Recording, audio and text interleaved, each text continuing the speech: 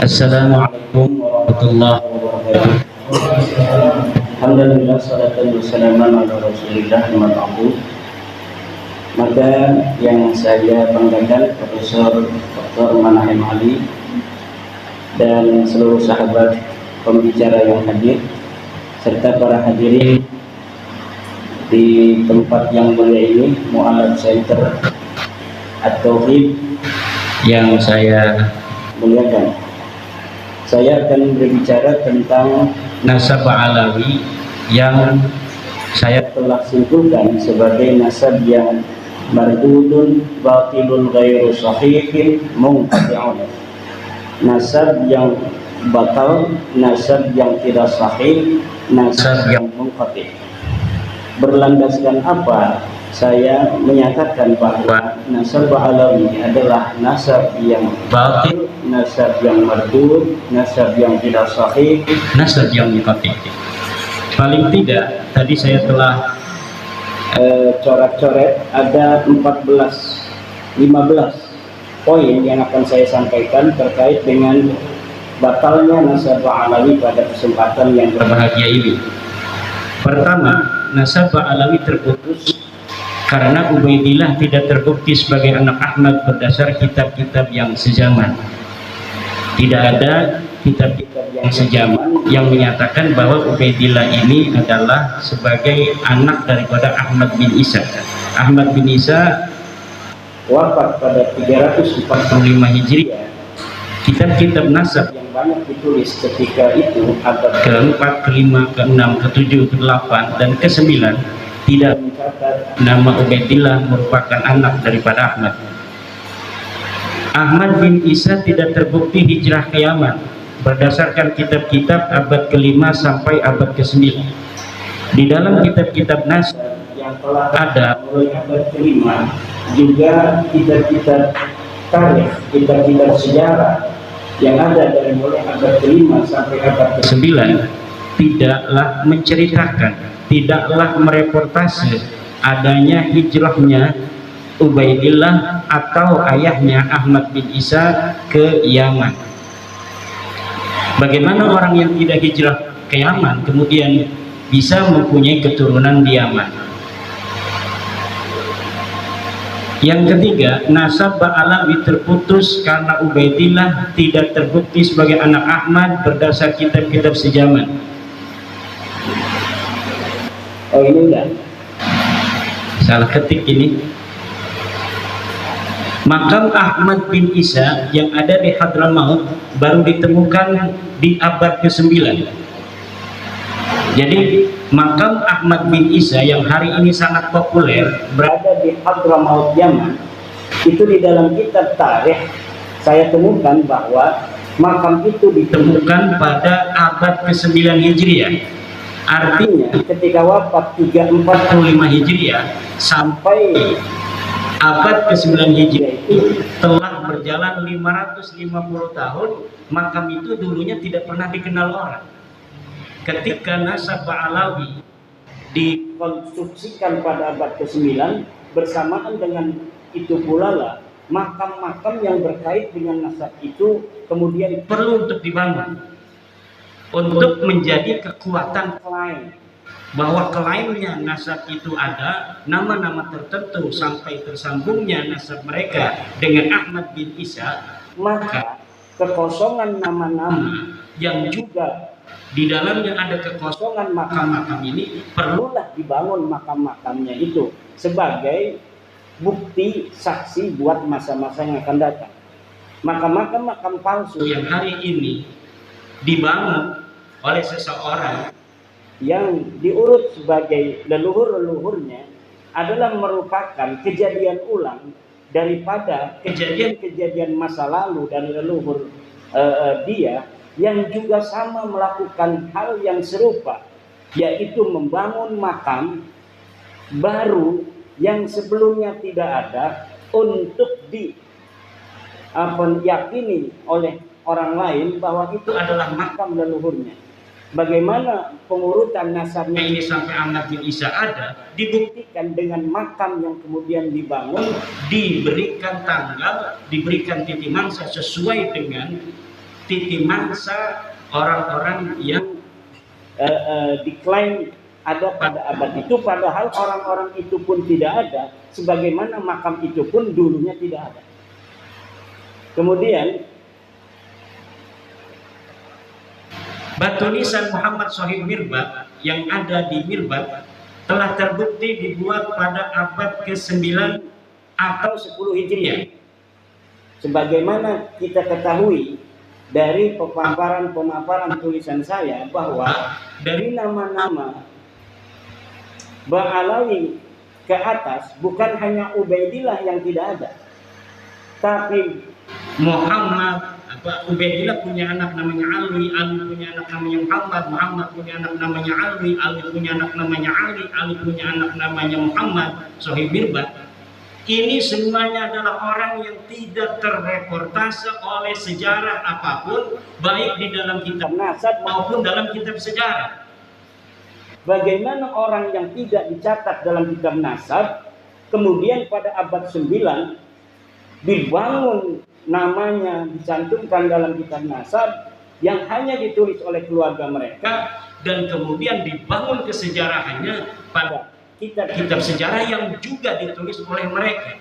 Ada kitab-kitab yang hari ini cetakannya ada, ditulis oleh orang lain, tapi apabila diteliti, lihat pentahkiknya, itu pentahkiknya adalah kalangan mereka. Dan saya meyakini setiap kitab sejarah yang ditahkik oleh kalangan Ba'alawi, maka pentahkikannya itu tidak jujur, dan di dalamnya pasti ada interpolasi nama-nama sesuai dengan nama-nama leluhur yang mereka catat. Kenapa? Karena nama leluhur mereka tidak tercatat dalam kitab sejarah, maka mereka merasa perlu untuk mencari manuskrip kuno, kemudian manuskrip kuno ini ditahkik olehnya, kemudian disisipi nama-nama dari keluarga mereka, dan ini dapat dipertanggungjawabkan. Karena saya telah meneliti beberapa pentahkikan dari kalangan mereka tentang kitab-kitab tarikh Hadramaut, tarikh San'a dan yang mengitarinya. Di dalamnya ada interpolasi, yaitu penyisipan tokoh yang tidak ada dalam manuskrip aslinya, kemudian disisipkan seakan tokoh-tokoh ini adalah merupakan tokoh yang historis.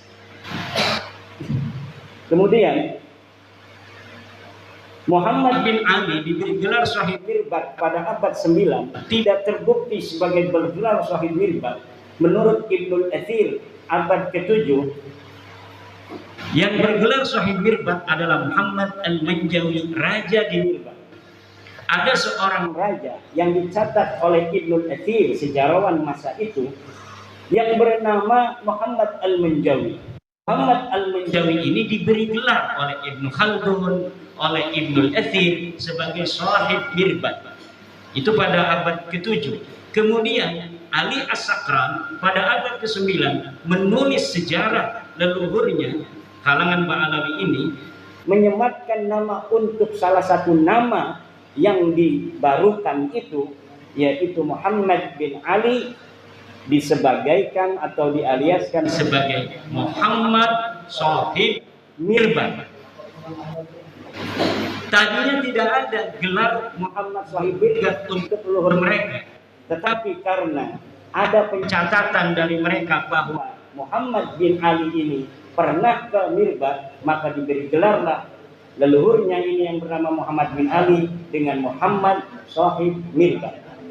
Saya telah membaca kitab-kitab yang berkaitan dengan sejarah Mirbad dan sejarah Difa, serta ulama-ulama yang hidup pada sejaman dengan Muhammad bin Ali dalam tanda kutip Shahid Mirbad ini, sama sekali tidak ada yang mencatat di samping kanan dan kirinya seorang ulama bernama Muhammad bin Ali yang digelari kemudian pada abad 9 dengan Shahid Mirbad dari kalangan Ba'alawi.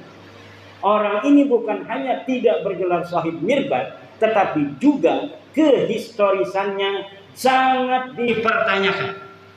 Bahkan saya berani mengatakan itu adalah fiktif. Orang ini fiktif, tidak ada di Diva, tidak ada di Hadramaut, bahkan mungkin tidak ada di dunia acak. Seorang yang bernama Muhammad bin Ali Lalu bagaimana mereka punya leluhur? Ya jelas mereka punya leluhur. Lalu leluhurnya siapa? Ya saya tidak tahu. Apakah namanya Muhammad bin Ali? Ya bisa jadi. Tapi yang jelas bukan Muhammad bin Ali yang hari ini kita kenal kesejarahannya sedemikian itu. Lalu bagaimana kok bisa begitu banyak kitab-kitab yang mencatat kesejarahannya hari ini?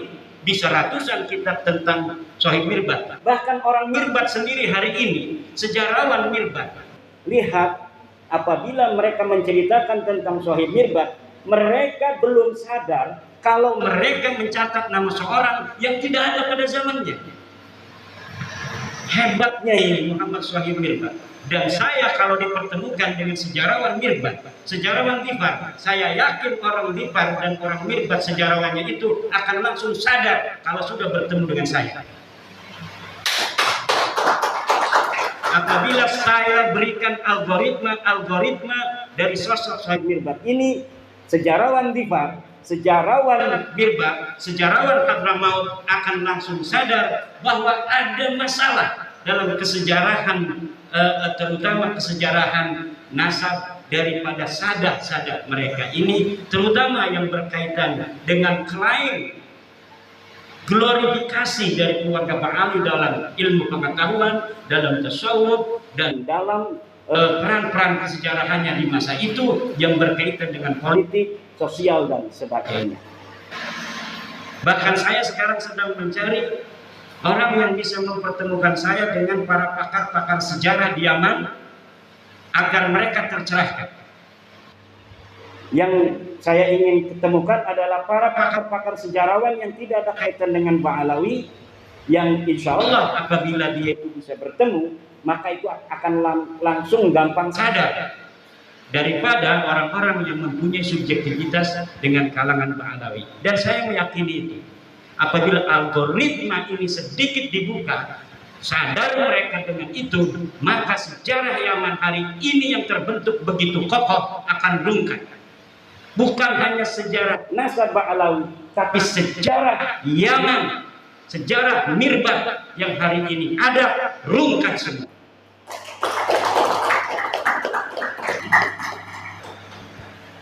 Kemudian Abdullah bin Sohib Mirbat yang tercatat dalam kitab Al-Durar abad 10 sebagai anak Sohib Mirbat yang mendapat ijazah dari Muhammad Al-Qala'i adalah fiktif. Saya telah menelusuri kisah-kisah seseorang yang bernama Abdullah yang disebut sebagai anak Muhammad Sohib Mirbat, yang disebut mendapatkan ijazah dari seorang ulama besar yang tercatat dalam kitab apapun. Bukan hanya dalam kitab sejarah, tapi dalam kitab fikih, dalam kitab-kitab yang lainnya yang bernama Muhammad bin Ali Al-Qala'i. Muhammad bin Ali Al-Qala'i seorang ulama besar di Mirbat yang hidup sejaman dengan tokoh fiktif Muhammad Sohib Mirbat. Ini dikatakan dia memberikan ijazah kepada seseorang bernama Abdullah, Syarif Abdullah. Kemudian Syarif Abdullah ini disebutkan sebagai anak daripada Muhammad Sohib Mirbat Ba'alawi. Saya meyakini nama ini bukan untuk Abdullah bin Muhammad Sohib Mirbat. Adapun dikatakan bahwa Abdullah ini bin Muhammad Sohib Mirbat adalah pencaplokan sebuah manuskrip tentang ijazah yang tidak diketahui dia bin siapa, kemudian dialiaskan sebagai anak Muhammad Sohib Mirbat. Untuk apa? Agar kesejarahan leluhur mereka tercatat dalam bukti-bukti manuskrip yang dapat ditelusuri. Yang dapat ditelusuri nama Abdullah karena dia mendapatkan ijazah. Tetapi Abdullah ini tidak diketahui siapa ini Abdullah. Dikatakan bahwa Abdullah ini adalah anak Muhammad Sohib Mirbat. Muhammad Sohib Mirbatnya mana? Fiktif. Tidak ada Muhammad Sohib Mirbat yang bernama Muhammad bin Ali Ba'alawi. Muhammad bin Ali Ba'alawi atau disebut juga Muhammad bin Ali Khalifasam. Saya dapat menyatakan dengan tegas bahwa orang ini fiktif. Tidak ada ulama tarikh yang menulis kesejarahan tokoh ini. Tidak ada ulama nasab yang mu'tamadah, yang bisa dipegang keulamaannya dalam ilmu nasab yang mencatat seseorang bernama Muhammad bin Ali yang hidup sezaman dengan Muhammad bin Ali Al-Qala'i. Kemudian jadi yang terdapat dalam kitab As-Suluk tidak terbukti sebagai saudara dari Alwi. Jadi ada kitab sejarah yang kitab sejarah ini adalah mu'tamadah yang bisa dijadikan pegangan untuk sejarah Yaman. Disebutkan ada seorang bernama Jadid yang disebut seorang syarif. Lalu keluarga Ba'alawi pada abad 9 mengatakan bahwa Jadid ini adalah saudara dari leluhur mereka yang bernama Alwi.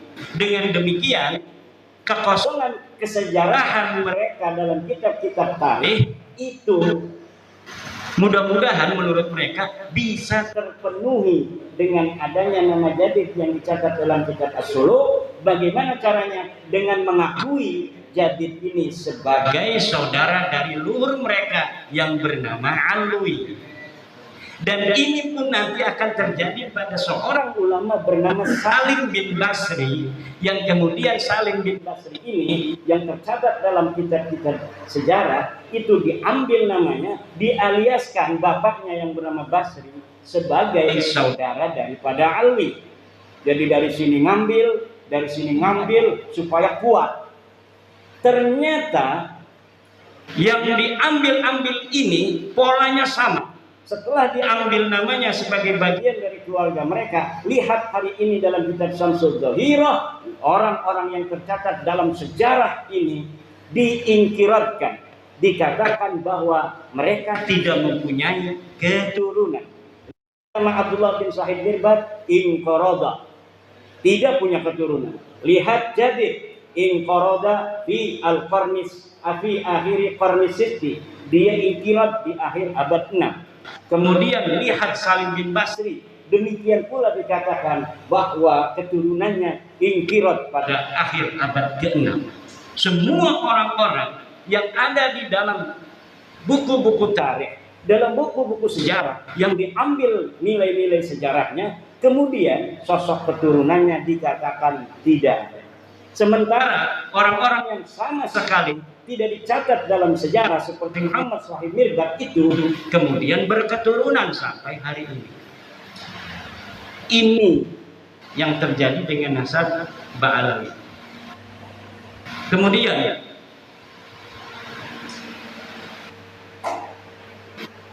kitab Tarikh Sambal, ada sebuah kitab namanya Kitab Tarikh Sambal pada abad ke-10. Ini mencatat nama Fakih Muqaddam. Menurut peneliti sejarah dan geografi Hadramaut yang bernama Profesor Hussein Saleh bin Isa bin Umar bin Salman, kitab itu menurut beliau adalah kitab jiplakan dari kitab Ibnu Hisan. Nah, kitab yang ada di abad-abad sebelumnya diambil kemudian dijiplak, tidak di atas namakan Ibnu Hisan, tapi di atas namakan orang yang berada di abad 10 yang bernama Syekh Sambal Ba'alawi, tetapi kemudian isinya ditambah. Jadi ini ada pola baru. Kalau pola-pola yang dulu saya temukan, manuskrip dicari, kemudian manuskripnya ditulis, setelah manuskripnya restorasi, kemudian disisipkan nama-nama yang tidak ada di dalam manuskrip asli untuk dicetak sehingga nama yang tidak ada ini menjadi ada dan kemudian dianggap sebagai apa yang ada dalam manuskrip aslinya. Nah, tetapi yang baru ini yaitu kitab Tarikh Sambal, manuskrip Ibnu Hisan, Tarikh Ibnu Hisan ditemukan, tapi tidak ditahqiq, malah kemudian diambil beberapa lembar, kemudian disusun sedemikian rupa seakan-akan ini adalah karyanya, dimasukkan nama-nama Ba'alawi, kemudian diberikan nama atau pengarang Syekh Sambal. Jangankan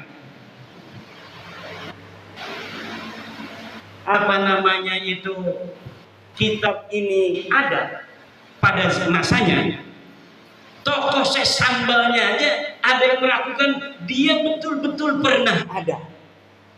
Jadi yang disebut Syekh Sambal dari keturunan Ahmad bin Isa ini para tokoh sejarawan di Yaman itu ada yang tidak percaya kalau Syekh Sambal ini pernah ada pada abad 10. Lalu dari mana pentahqiq Abdullah Muhammad Al-Habsyi bisa menyatakan itu? Wallahu a'lam bishawab. Yang bertanggung jawab adalah Abdullah Muhammad Al-Habsyi. Dia menyatakan dia menemukan manuskrip atas nama Syekh Sambal. Kemudian dia mencetaknya. Ternyata setelah diteliti oleh pakar sejarah, ini kitab bukan milik Syekh Sambal, tapi sebagian diambil dari kitab Ibnu Hisan, kemudian ditaruhin nama Syekh Sambal yang disebutkan sebagai keturunan dari Ba'alawi. Jadi ini sangat luar biasa sekali. Polanya pola beda lagi, pola baru, modus baru. Kemudian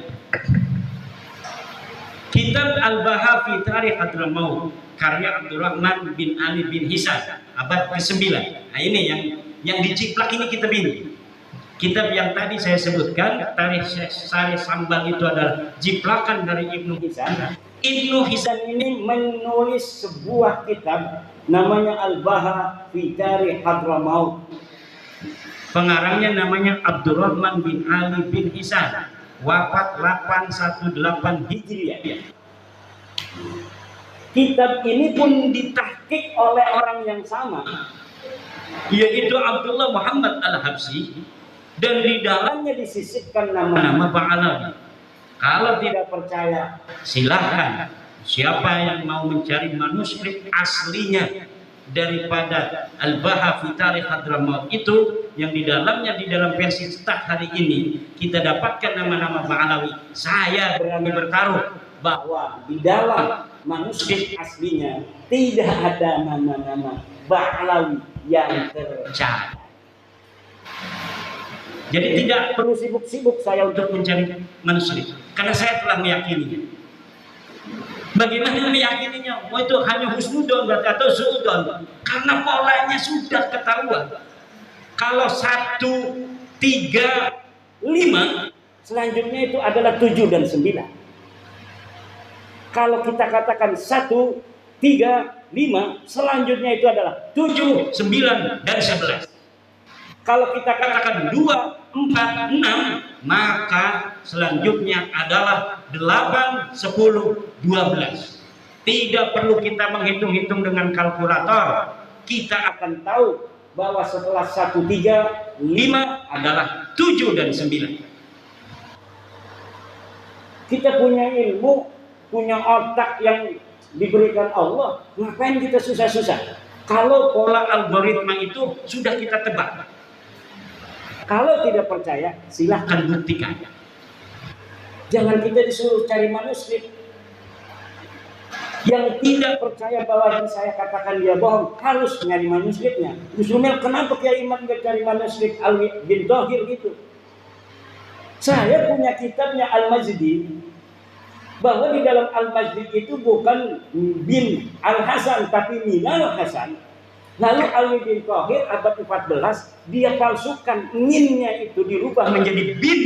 Akhirnya salah, beda pengertiannya.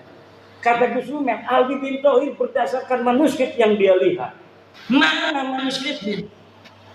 Dia tidak bilang dari manuskrip mana. Sementara Al-Majdi ketika mengatakan itu adalah Minal Hasan, itu berdasarkan manuskrip, dan manuskripnya disebutkan dalam mukaddimah. Ini manuskrip ditemukan di dipegang ditulis tanggal sekian, tahun sekian. Uqudul Almas itu ditulis abad ke-14 tanpa manuskrip. Katanya mengaku melihat manuskrip, tanpa menyebutkan manuskripnya ada di mana, ditulis oleh siapa dan tahun berapa. Sementara Uqudul Almas ini, Al-Majdi, ketika salinannya itu dicetak menjadi sebuah kitab, menyebutkan bahwa salinannya ditulis pada abad ke-12. Salinannya sekarang ada di perpustakaan Anu, ditulis oleh Mang Anu. Lalu sesuatu yang berdasarkan alamat yang jelas melawan sesuatu di abad 14 yang tidak punya alamat sama sekali, mana yang menang dan mana yang harus dipertanggungjawab? Ini yang terjadi. Kemudian kitab Al-Imam Al-Muhajir, ada sebuah kitab namanya Al-Imam Al-Muhajir, ditulis oleh Muhammad Yashihab, ini ada di Indonesia, dan Abdullah bin Noh, ini seorang ulama di Bogor, ditulis tanpa referensi sejarah. Kitab ini menerangkan tentang tokoh yang bernama Al-Imam Ahmad Al-Muhajir. Semuanya lengkap. Ini binnya anu, belajarnya di anu, pergi ke anu dan sebagainya. Tetapi tanpa referensi kitab pada masanya, bahkan sampai abad ke-9 tidak bisa disebutkan satupun kitab apa yang menjadi referensinya. Lalu referensinya apa berapa? Ya referensi unggulan Ba'alawi, yaitu Al-Burqatul Musyiqah dan Al-Jauharus Syafaf. Hanya itu saja mentoknya. Dengan satu lagi kitab Al-Quran di abad ke-10.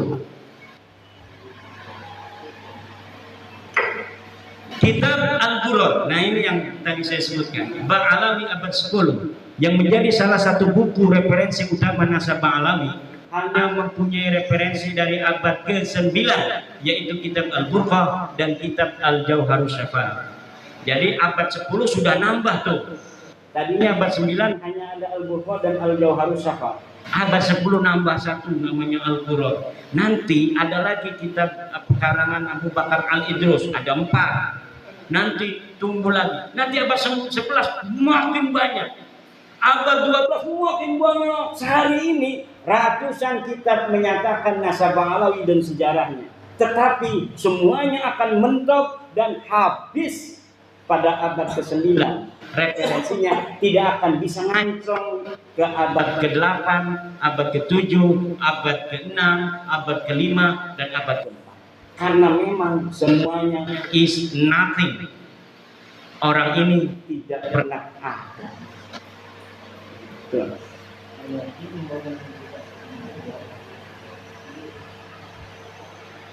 Dan mungkin itu saja poin-poin karena waktunya sudah lebih dari 10 menit. Tentang Bani Jawi sedikit. Bani Jawi ini adalah Bani Melayu. Orang-orang Melayu hari ini adalah Bani Jawi. Bani Jawi ini, jangan kita mencari Bani Jawi ini asalnya dari mana. Bahkan Bani Jawi ini ternyata adalah orang-orang yang telah terdeteksi 4.000 tahun sebelum Masehi. Kesejarahannya itu bisa dideteksi di Yordania. Di Yordania ada sebuah kampung Jawa 4.000 tahun sebelum Masehi.